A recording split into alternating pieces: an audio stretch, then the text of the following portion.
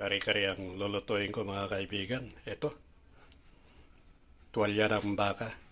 Papalambutin pa natin tong tuwalya ng baka bago iwain. Kompleto na yung aking mga sangkap. Mayroon na akong sitaw, mani, bagoong, igigisa pa ito mga kaibigan. Hindi naman pwede na mawala yung bagoong kapag may kare-kare at mani. Yan ang combine. Tapos mayroon na akong pechay at talong. Ayan. Yan lang ang pinakagulay niya, yung ating lulutuin na kare-kare mga kaibigan. At ilalaga ko muna tong tuwalya ng baka bago iwain. Pinapalambot ko na mga kaibigan yung tuwalya ng baka bago iwain. Tapos ipipressure cooker pa natin para mas mapadali yung paglambot nitong ating tuwalya ng baka.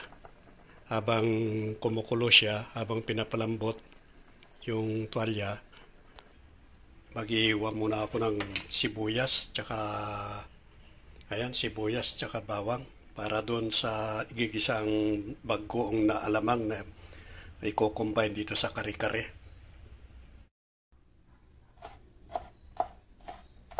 Iiwain muna natin itong sibuyas tsaka bawang ang gisa sa bagoong na alamang.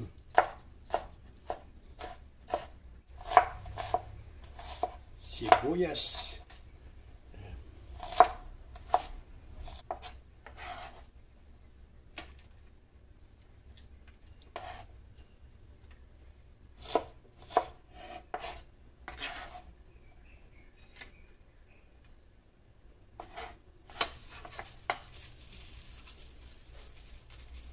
Gigisa ako muna to mga kaibigan bago umpisa ng pagluluto dahil hihiwain ko pa yung balat ng baka, yung tuwalya.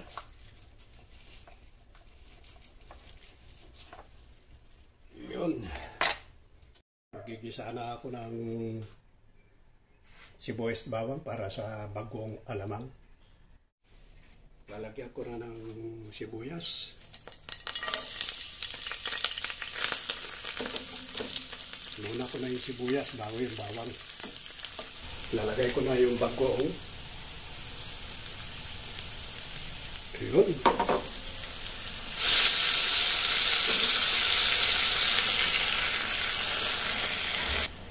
Lalagyan ko ng hot sauce para magkaroon ng konting anghang.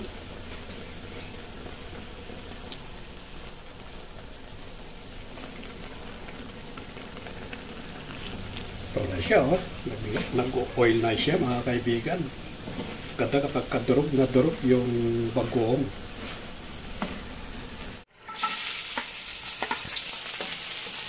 Igisa ng sibuyas at bawang.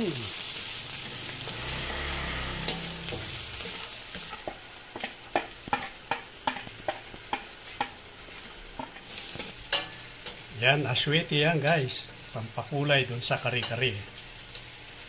Binabad ng gusto para lumabas yung kulay ng aswete. Siyempre, gigisa na yung tuwalya ng baka.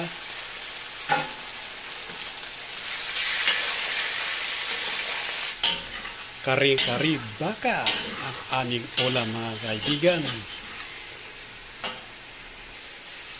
Yan yung ating pinaglagahan.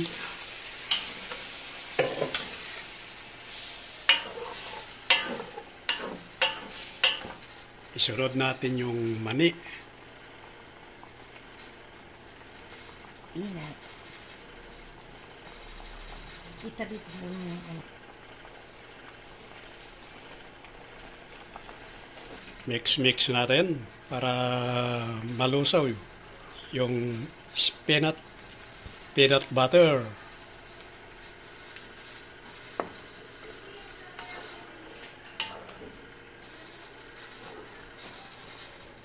Malapot na siya guys, oh. aswiti, pampakulay.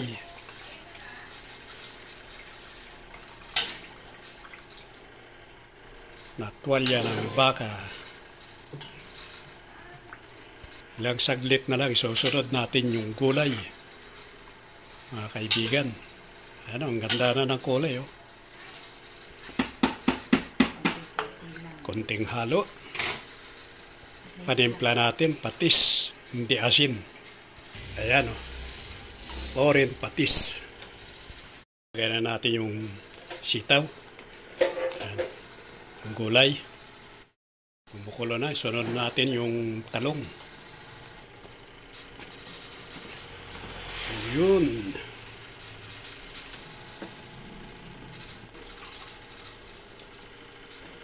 Ito yung stick ng pichay. Unahin natin. Daon ng pichay.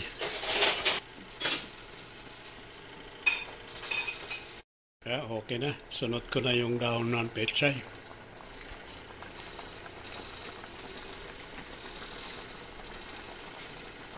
Yan ang panghuli, mga kaibigan, yung dahon ng pichay. Madali lang maluto itong dahon. Kaya isang kulo lang, okay na ito.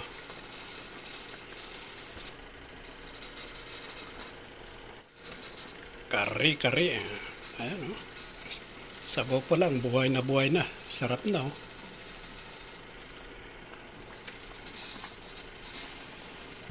Sarap nito, oh.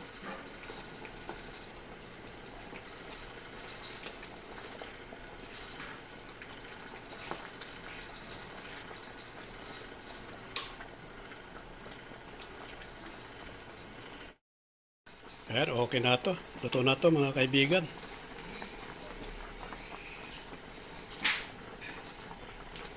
Yan ang ulam namin ngayon, kari-kari.